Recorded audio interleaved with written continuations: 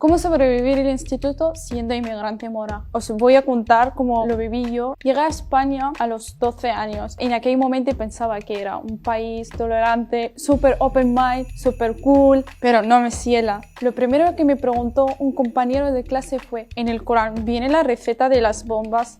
¿A qué edad os enseñan a hacer bombas? Para él era como que existía un país llamado Musulmania donde se hacían bombas en general para todo el mundo. Me intentaron seducir con el jamón serrano. O sea, los compañeros me abrían el bocadillo y me decían: mira, esto es jamón serrano, es pata seca de cerdo, ¿tú puedes comer? Pasaron los días y fui cogiendo un poco el ritmo al idioma castellano. Mis compañeros de clase también cogieron el ritmo a los comentarios racistas. Habla español, que estamos en España. Si no me lo han dicho 1000 veces, no me lo han dicho ninguna. Pero la guerra que viene de Francia sí que le hablamos hasta idiomas inventados para que nos entienda. Un día una me preguntó que exactamente de dónde era. Le dije: bueno, de Marruecos. Me respondió: ah, pensaba que eras normal. Me quedé helada y la verdad, aunque sobreviví al instituto, esto es algo en la que aún sigo pensando. Para esa chica, ser marroquí no era ser normal.